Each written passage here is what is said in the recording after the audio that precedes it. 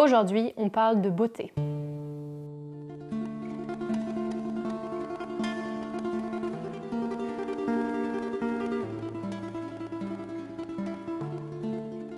Je suis danseuse, mais il y a un petit moment, je me suis dit que ça y est, j'arrêtais de danser parce que j'étais démotivée, que ça n'en valait pas la peine et qu'il fallait que j'essaye autre chose pour me sentir bien. Et du coup, j'ai essayé un petit peu de réfléchir à quelles pouvaient être les raisons de cette soudaine démotivation alors que de base c'est ma passion, la danse, et que je danse depuis que je suis toute petite. Et la première chose qui m'est venue en tête, c'est de me dire c'est les gens du milieu en fait. On n'a rien à se dire, on ne connecte pas, on n'est pas pareil, ça ne marche pas. Et en fait, en réfléchissant un peu, je me suis dit déjà, qui es-tu pour dire que les gens de ce milieu en entier ne te correspondent pas. Et seconde chose, tu ne vas pas changer les gens. Donc soit c'est toi qui t'adaptes, soit tu trouves une autre solution. Ensuite, je me suis dit, ok, je suis peut-être juste démotivée dans le sens où je n'ai plus la flamme artistique et que je n'ai plus envie en fait d'être danseuse. Et j'ai perdu cette étincelle et c'est normal. Et en réfléchissant un peu plus dans cette direction, je me suis dit, mais en fait, une passion, c'est pas quelque chose qui meurt tout seul en fait. Il y a toujours des raisons. Soit tu ne l'as pas assez alimenté, soit quelqu'un est venu l'éteindre ou quelque chose. Du coup, je me suis dit, ok, réfléchissons un peu plus, quelles pourraient être les raisons de la mort de cette étincelle qui était ma passion pour la danse. Et là, ça y est, bingo, je me suis dit, c'est ça. En fait, je ne suis pas d'accord avec la ligne qui est en train de prendre le milieu artistique français. Je n'aime pas, je ne veux pas en faire partie. En fait, aujourd'hui, artistiquement, j'ai l'impression qu'il y a un grand rejet de la beauté comme quelque chose de superficiel et d'inintéressant en fait, qu'il faudrait laisser de côté pour plutôt mettre en valeur des choses qui seraient choquantes et qui seraient dérangeantes. Et ce serait un peu la seule manière au final de sensibiliser ou de toucher le public. Je trouve ça horrible parce qu'en fait, en tant qu'artiste, je n'ai pas envie de provoquer mon public. J'ai plutôt envie de le faire rêver, de lui proposer des choses qui vont peut-être l'élever, peut-être le stimuler, peut-être lui donner envie d'une vie meilleure. Je considère que c'est un petit peu prendre aussi le public pour un espèce d'idiot que de partir tout de suite sur de l'art qui serait choquant et qui ferait réagir violemment le public. En fait, j'ai l'impression qu'on traite le public comme une espèce d'animal, et si tu le piques comme ça avec une broche, oui, il va réagir, et là, t'es content, et en tant qu'artiste, t'as l'impression d'avoir bien fait ton travail, alors que tu pourrais juste, d'une certaine manière, lui offrir quelque chose avec générosité, qui soit quelque chose de beau, quelque chose de bon pour lui, et peut-être du coup t'attendre à une réaction plus douce, mais qui serait beaucoup plus bénéfique, et pour lui, et pour toi, en fait. Et du coup, deux possibilités. Soit je trouve ma propre ligne et je réussis à vivre en parallèle de tout ça, soit je quitte le monde de la danse. Et je ne vais pas le quitter.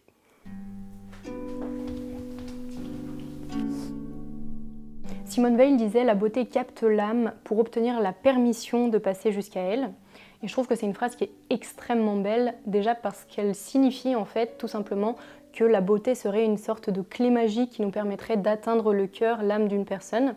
Donc déjà je trouve ça extrêmement beau, mais aussi parce que pour moi c'est la preuve d'une certaine manière qu'on peut passer jusqu'à l'intimité de quelqu'un par la douceur et par l'amour. Et je considère qu'en tant qu'artiste, c'est bien plus noble de vouloir passer par ça que de passer par quelque chose de choquant qui, oui, attire l'attention, mais qui derrière n'est pas vecteur de bonnes choses. Ni pour l'artiste, ni pour celui qui reçoit l'art. La beauté désigne ce qui, dans une chose, un être ou une idée, provoque du plaisir, un sentiment d'harmonie ou d'élévation chez celui qui la perçoit, tout en s'inscrivant dans un idéal commun, implicite et partagé.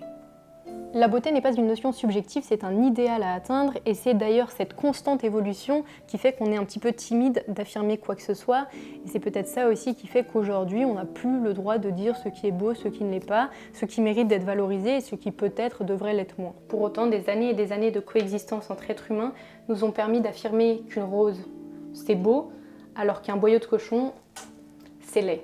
C'est beaucoup plus facile de faire du moche que de faire du beau. C'est-à-dire que déjà le beau est exigeant, ce qui peut faire un petit peu flipper dans la période dans laquelle nous sommes, alors qu'au contraire ça devrait être une belle chose, puisque quand quelque chose est exigeant, il nous donne envie de faire mieux. La beauté s'inscrit dans des choses très simples.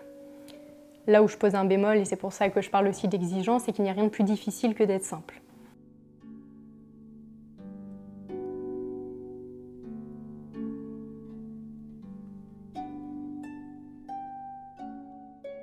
Aujourd'hui, moi, ce que je vois aussi dans toutes ces propositions de spectacles qui sont laids, selon moi, c'est aussi une envie de marketer tout ça et de le commercialiser. Et en effet, c'est beaucoup plus facile de commercialiser du moche Pour plusieurs raisons.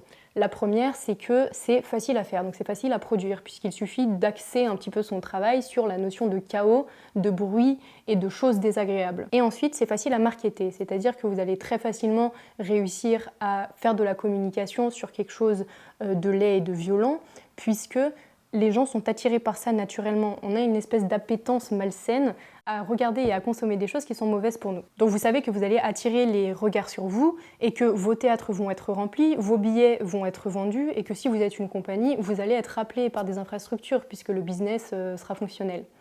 Et enfin, la dernière chose, c'est extrêmement répétable.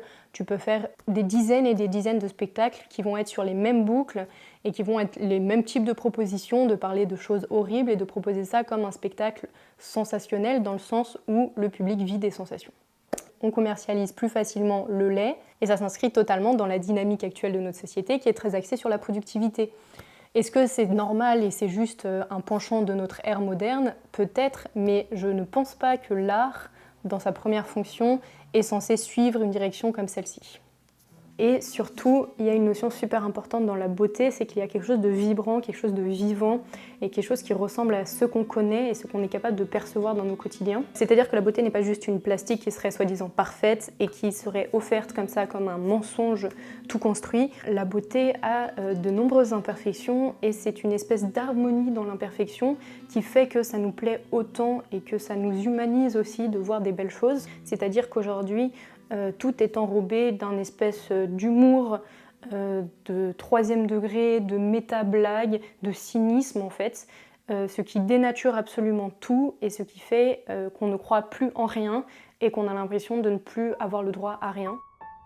Faire du beau, c'est une résistance silencieuse au chaos, au bruit, à toutes les mauvaises choses qui sont en train de détruire nos âmes et nos sociétés. Il faut valoriser, il faut payer des spectacles qui sont beaux, aller les voir et artistiquement, il faut aussi produire des choses qui sont belles et qui apaisent les âmes au lieu de les agiter. Et j'ai envie de rajouter, comme disait Dostoïevski, la beauté sauvera le monde, donc gardez courage.